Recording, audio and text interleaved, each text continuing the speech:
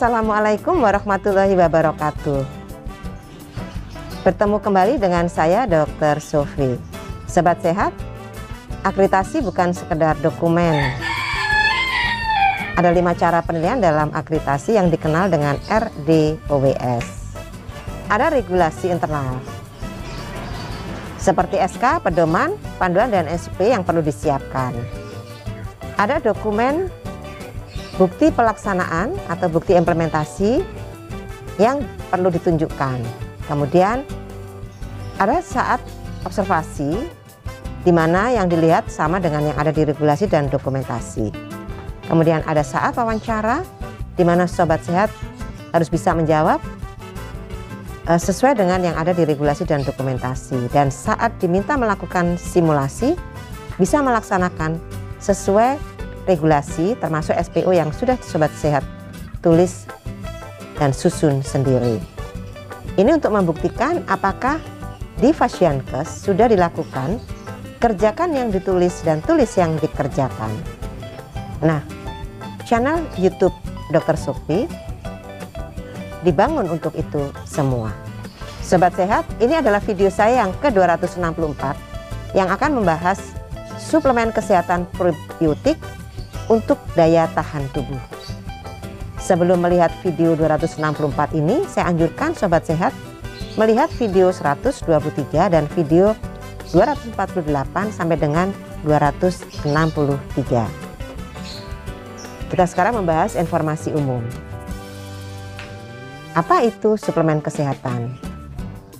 Suplemen kesehatan adalah produk yang dimaksudkan untuk melengkapi kebutuhan zat gizi, memelihara, meningkatkan, dan atau memperbaiki fungsi kesehatan, mempunyai nilai gizi dan atau efek fisiologis, mengandung satu atau lebih bahan berupa vitamin, mineral, asam amino, dan atau bahan lain, bukan tumbuhan yang dapat dikombinasi dengan tumbuhan. Kita lihat gambar 1 di video. Apakah tujuan penggunaan suplemen kesehatan? Penggunaan suplemen kesehatan tidak untuk mengobati, menggantikan obat yang digunakan dalam menyembuhkan suatu penyakit. Penggunaan suplemen kesehatan tidak bertujuan untuk menggantikan makanan sehari-hari. Penggunaan suplemen kesehatan lebih ke arah memenuhi dan melengkapi kebutuhan sehingga membantu tubuh pulih dari kondisi penyakit tertentu. Suplemen kesehatan yang mengandung vitamin dapat melengkapi kebutuhan zat gizi dan memperbaiki kekurangan zat gizi dalam suatu kondisi tertentu sehingga sistem imun dapat berfungsi optimal. Konsultasi pada dokter untuk memutuskan penggunaan suplemen kesehatan yang tepat. Sobat sehat, kita lihat gambar 2 di video di mana tetap diharapkan berolahraga dan makanan bergizi yang seimbang juga harus tetap dimakan. Apa itu sistem imun? Kita lihat pada gambar 3 di video yang menunjukkan bagaimana sistem imun itu terbentuk di dalam tubuh. Ketika sistem imun atau daya tahan tubuh tidak berfungsi dengan baik, maka tubuh dapat mengalami suatu penyakit hingga dapat menyebabkan kematian. Memiliki daya tahan tubuh yang baik adalah suatu upaya untuk menghadapi COVID-19. Sekarang kita akan bahas informasi tentang probiotik. Apa itu probiotik? Kita lihat gambar 4 tentang probiotik ya. Probiotik merupakan mikroorganisme hidup yang bila diberikan dengan jumlah yang memadai dapat memelihara keseimbangan mikrobiota dalam tubuh yang mungkin dapat memberikan manfaat kesehatan kepada manusia sebagai inang. Syarat probiotik adalah seperti yang tertera pada gambar 5. Sobat sehat bisa melihatnya di gambar 5. Kemudian probiotik umumnya berasal dari golongan bakteri asam laktat atau BAL, khususnya genus Lactobacillus dan Bifidobacterium yang merupakan bagian dari flora normal pada saluran pencernaan manusia. Kita lihat di video gambar 6 ya. Probiotik selain memproduksi bakteriosin juga memproduksi beberapa senyawa yang diperlukan tubuh. Seperti kita lihat di gambar 7. Lalu apa saja sumber probiotik? Probiotik dapat ditemukan dalam produk pangan olahan berupa makanan atau minuman yang difermentasi atau dapat diperoleh dalam produk suplemen kesehatan. Contoh bentuk produk probiotik dan jenis bakteri yang umum digunakan adalah seperti kita lihat di gambar 8 antara lain yogurt dan sebagainya ya. Kita lihat probiotiknya apa, kemudian dia mengandung bakteri apa. Jadi sekali lagi sobat sehat perlu tahu bahwa probiotik itu adalah suplemen kesehatan yang memang mengandung bakteri yang memang disiapkan untuk itu. Nah, probiotik diukur dalam unit pembentuk koloni atau CFU yang menunjukkan jumlah sel yang hidup. Antara lain kandungan 10 miliar CFU per gram dapat ditulis 1 kali 109 CFU per gram. Kemudian suplemen probiotik mengandung 1 hingga 10 miliar CFU per dosis atau hingga 50 miliar CFU per dosis atau lebih. Nah, jumlah CFU yang lebih tinggi tidak serta-merta meningkatkan efek kesehatan produk. Selanjutnya kita akan bahas apa manfaat konsumsi dari probiotik. Kita lihat di video gambar 9. Manfaat probiotik bagi kesehatan tubuh dapat melalui 2 mekanisme fungsi. Pertama, fungsi perlindungan atau protektif. Ya, kita lihat di gambar 10. Kemudian yang kedua, fungsi sistem imun tubuh. Ya, kita lihat di gambar 11. Lalu bagaimana probiotik dapat membantu memelihara daya tahan tubuh? Strain tertentu bakteri probiotik berperan dalam keseimbangan mikroflora usus, merintangi kolonisasi bakteri patogen di usus. Strain tertentu bakteri probiotik juga mempengaruhi pengaturan beberapa respon imun innate atau alami yang merupakan pertahanan awal di dinding usus, yaitu meningkatkan proliferasi leukosit intraepitel dinding usus, meningkatkan efektivitas atau fagositosis sel makrofag, juga meningkatkan imunoglobulin A atau IgA setelah kontak dengan antigen di usus.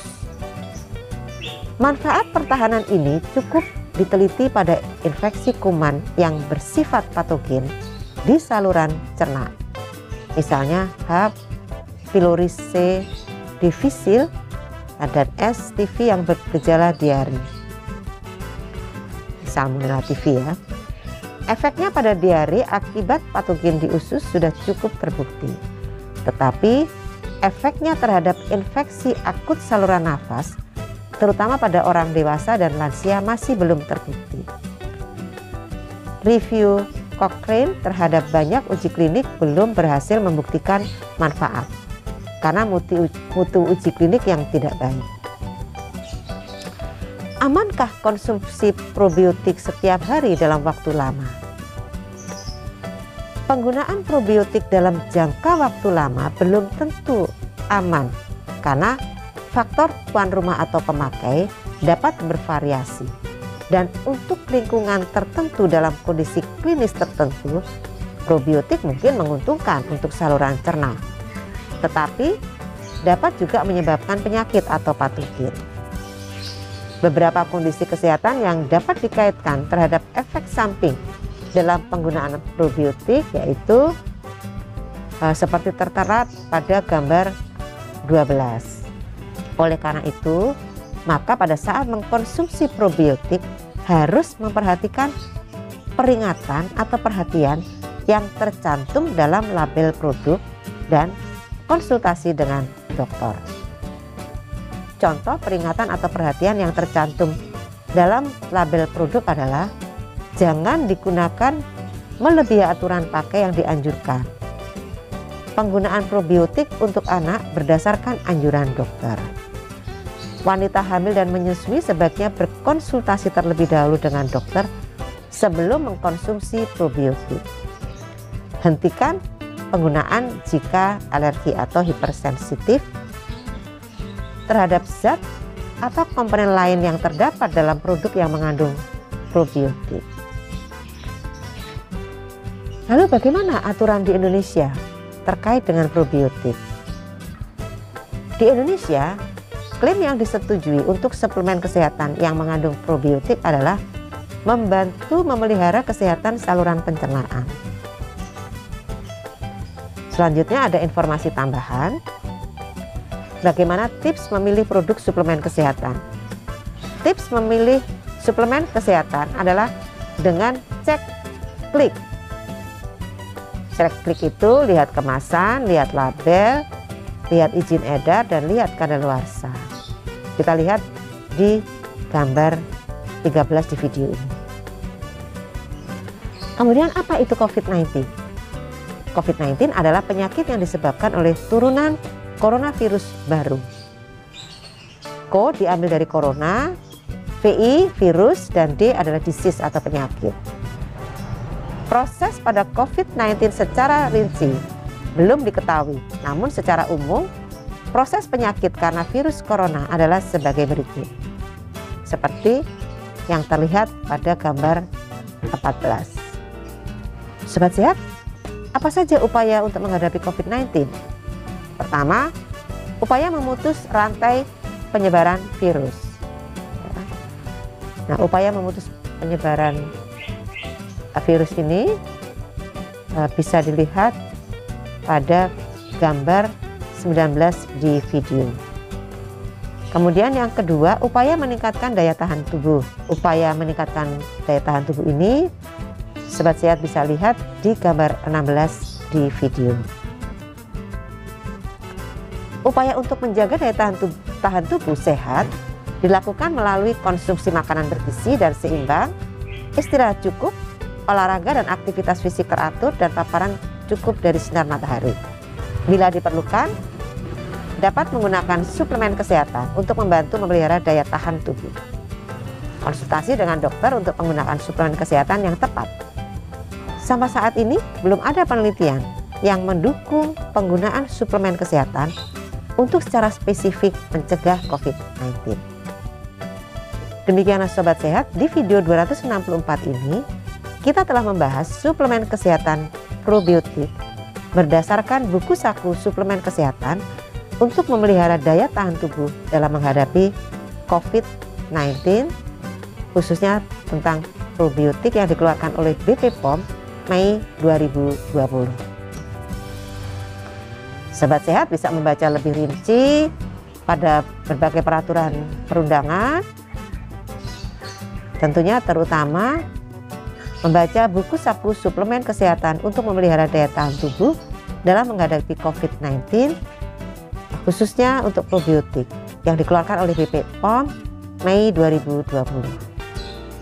Kita akan bertemu di video 265 membahas buku saku suplemen kesehatan untuk memelihara daya tahan tubuh dalam menghadapi COVID-19 tentang vitamin C.